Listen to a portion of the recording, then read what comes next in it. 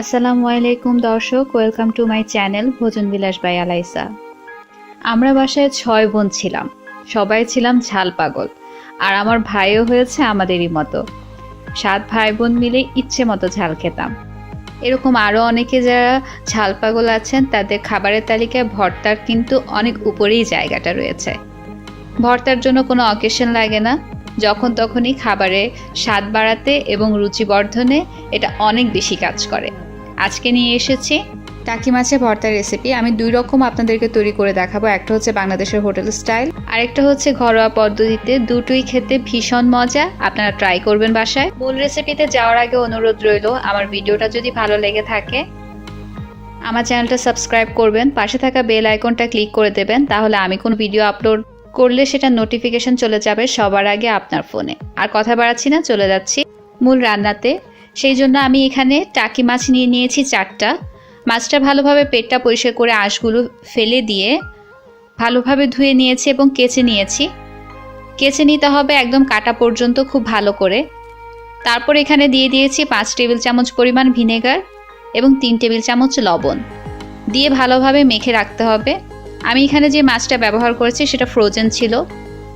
যা সাধারণত ফ্রোজেন মাছগুলোতে একটু বাজে একটা গন্ধ থাকে ফ্রিজে থাকার কারণে অনেক সময় ধরে, সেই গন্ধটা এটা চলে যাবে ভিনেগার এবং লবণে ভিজিয়ে রাখার কারণে। 15 থেকে 20 মিনিট ভালোভাবে ভিজিয়ে রাখার পর আমি একটু পানি দিয়ে ধুয়ে নিয়েছি, নর্মাল পানি দিয়ে। তারপর পানিটা ভালোভাবে ঝরিয়ে নিয়েছি। এখানে আমি 1 চা চামচ পরিমাণ মরিচ, আধা চা চামচ পরিমাণ হলুদ এবং স্বাদমতো লবণ নিয়ে নিয়েছি। এগুলোকে ভালোভাবে মিশিয়ে মাছগুলোর মধ্যে মশলাটাকে ভালোভাবে মেখে নিতে হবে। মাছের যে অংশগুলো আমি কেচে রেখেছিলাম সেগুলোর মধ্যে ভালোভাবে মশলাটা ঢুকিয়ে দিতে হবে, তাহলে ভাজার সময় মাছের মধ্যে মশলার ফ্লেভারটা ভালোভাবে ছড়াবে। দেখতেই পাচ্ছেন এই কাজটা একটু সময় নিয়ে করতে হবে। যত সময় নিয়ে আপনি ম্যারিনেট করবেন আপনার মাছের টেস্টটা অতটাই ভালো আসবে। আমি মাথাটা ফেলে দিইনি, আপনারা চাইলে মাথাটা ফেলে দিতে পারেন, কারণ মাথাটা আমাদের ভর্তায় কোনো কাজেই আসবে না, কিন্তু আমি সুন্দর ফ্লেভারের জন্য মাথাটা রেখে দিয়েছি। মাখা হয়ে গেলে যদি সময় থাকে আপনারা রেখে দিতে পারেন 15 থেকে 20 মিনিটের জন্য, সাথে সাথেও করে নেওয়া যায়, কোনো সমস্যা নেই। একটা পাত্র গরম করে এর মধ্যে দিয়ে দিয়েছি 3 থেকে 4 টেবিল চামচ পরিমাণ সরিষার তেল। আপনারা চাইলে রান্না তেলও এটা ভাজতে পারেন, কোনো সমস্যা নেই। তারপর আর কিছু না, মাছগুলোকে একটু ভালো করে ভেজে নিতে হবে। ভালো করে উল্টে পাল্টে মাছের এপাশ ওপাশ করে ভেজে নিতে হবে। চারপাশে যেন ভালোভাবে ভাজা হয় সেদিকে খেয়াল রাখতে হবে। যত ভালোভাবে ভাজা হবে ভর্তার টেস্টটা কিন্তু ততটাই ভালো আসবে। তাই বলে কিন্তু কুড়মুড়ে করে ভেজে ফেলা যাবে না, মাছটা কিন্তু সফটই থাকবে, কিন্তু চারপাশ ভালোভাবে ভাজা হতে হবে। দেখতেই পাচ্ছেন আমি উল্টে পাল্টে ভালো করে ভেজে নিচ্ছি। চুলার আঁচটা এ সময় মিডিয়ামে ছিল, খুব বেশি জোরে চুলা দিলে মশলাটা কিন্তু পুড়ে যেতে পারে। মাছগুলো যখন ভাজা হয়ে যাবে তখন তুলে নিতে হবে। ভিডিওতে দেখে বুঝে নিতে পারছেন কি পরিমাণ মাছটাকে ভাজতে হবে। একই পাত্রে আমি আরও 2 টেবিল চামচ পরিমাণ রান্নার তেল দিয়ে দিয়েছি এবং বেশ কিছু শুকনা মরিচ দিয়ে দিয়েছি। আমি এখানে যে মরিচগুলো ব্যবহার করছি এগুলো হচ্ছে কাশ্মীরি মরিচ। এগুলোর মধ্যে খুব একটা ঝাল নেই, একদমই কম ঝাল। আর আমি এটা ব্যবহার করছি সুন্দর একটা রঙের জন্য, যেন বেশি পরিমাণে ব্যবহার করলে ভর্তার সুন্দর একটা রং আসে সেই জন্য। কিন্তু আপনারা নর্মাল মরিচই ব্যবহার করতে পারেন এখানে, তাহলে ঝালটা আপনারা বুঝে আপনাদের পছন্দ অনুযায়ী দিয়ে নেবেন, সে পরিমাণ শুকনা মরিচ আপনারা ব্যবহার করবেন। আর যেন হালকা একটা ঝাল আসে দেশি মরিচে, সেজন্য আমি মরিচগুলোর মধ্যে 1-2টা দেশি মরিচও আছে যেটার মধ্যে ঝাল আছে, আর বাকি মরিচগুলোর মধ্যে কোনো ঝাল নেই, শুধু রং দিবে। একই তাওয়ার মধ্যে অন্য পাশে আমি এখানে 3 টেবিল চামচ পরিমাণ রসুন কুচি দিয়ে দিয়েছি। এগুলোকেও একটু ভেজে নিব, অর্থাৎ একটু ঝলসে নিতে হবে। একদম ব্রাউন করে ভেজে নেওয়া যাবে না, কিছুটা ঝলসে নিলেই তুলে নিতে হবে। দেখতেই পাচ্ছেন কিরকম হবে, হালকা ব্রাউন কালার হলে এগুলোকে আমি তুলে নিচ্ছি।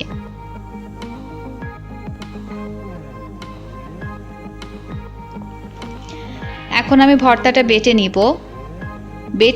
আমি এখানে বেটে নিচ্ছি, আপনারা যদি না চান আপনারা ব্লেন্ডারে কিংবা গ্রাইন্ডারেও করে নিতে পারেন। হ্যান্ড ব্লেন্ডারে ভর্তা খুব ভালো হয়, আমি ম্যাক্সিমাম টাইম হ্যান্ড ব্লেন্ডারেই করে থাকি, কিন্তু ভর্তার আসল স্বাদটাই হচ্ছে পাটায় বাটলে। তো যেদিন একটু সময় থাকে সেদিন আমি পাটায় বাটি। এখানে আমি প্রথমে শুকনা মরিচ কিছু নিয়ে নিয়েছি, আর নিয়ে নিয়েছি রসুনটা, যেটা আমি ভেজে রেখেছিলাম। আপনারা চাইলে এখানে কাঁচা রসুনটাও ব্যবহার করতে পারেন। আমি কাঁচা রসুনের গন্ধ খুব একটা পছন্দ করি না, এই জন্য আমি রসুনটাকে হালকা ভেজে নিয়েছি। এতে খুব সুন্দর একটা ফ্লেভারও কিন্তু ভর্তার মধ্যে অ্যাড হয়। আপনারা চাইলে ঝলসে নেওয়া রসুন এবং কাঁচা রসুন দুটাই ব্যবহার করতে পারেন। এরপর আমি এটার মধ্যেই মাছগুলোকে একটু বেছে নিচ্ছি।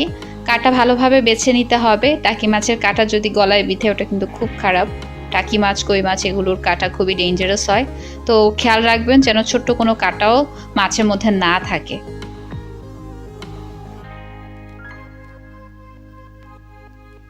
একটু বেটে নেওয়ার পরে আমি এগুলোকে একটু ভালোভাবে কচলে নিচ্ছি এবং মিশিয়ে নিচ্ছি। চেষ্টা করছি বোঝার যে আসলে কোনো কাটা আছে কিনা। আমি একটা দুটো কাটা পেয়েছি, সেগুলো তুলে ফেলে দিয়েছি। আর একটু মেখে এখন আরেকবার বেটে নিব।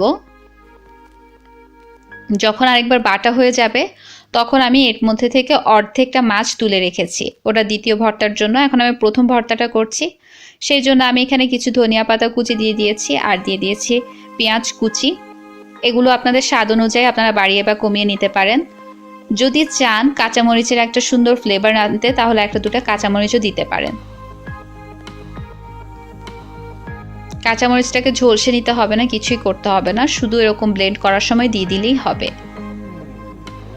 কিছুটা মিলিয়ে আমি এগুলোকে একটু পেঁয়াজটা আধা ভাঙা হওয়া পর্যন্ত বেটে নিব। আমি পুরোপুরি মিহি ভর্তা করছি না। আপনারা যদি আরও মিহি করতে চান সেই ক্ষেত্রে আরও কয়েকবার বেটে নিতে পারেন, কিংবা ব্লেন্ডারে আরও ভালোভাবে মিহি করে নিতে পারেন।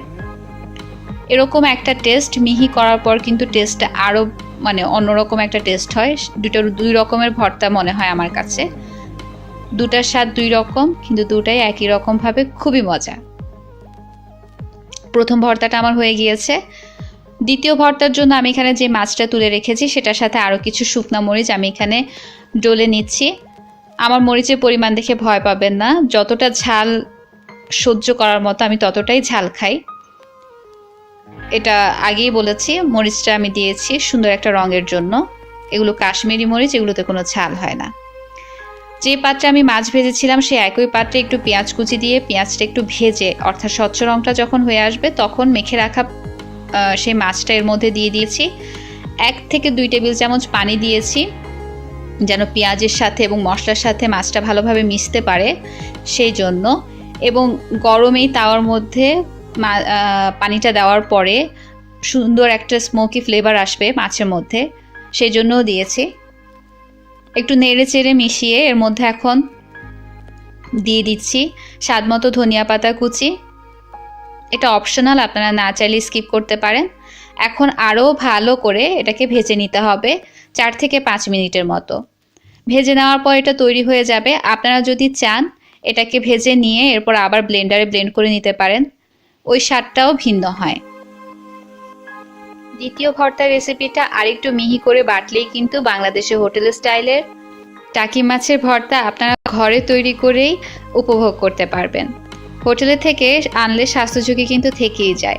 আমার রেসিপি দুটি যদি ভালো লেগে থাকে একটা লাইক দিয়ে দেবেন, শেয়ার করতে পারেন আপনার ফ্রেন্ডস অ্যান্ড ফ্যামিলির সাথে। কোনো প্রশ্ন থাকলে কিংবা কোনো রেসিপি রিকোয়েস্ট থাকলে কমেন্ট বক্সে কমেন্ট করতে পারেন। আর হ্যাঁ, ভালো লাগলে অবশ্যই কমেন্ট করবেন। আপনাদের কমেন্ট পেয়ে আমি অনেক বেশি উৎসাহিত হই। সবাই ভালো থাকবেন, সুস্থ থাকবেন।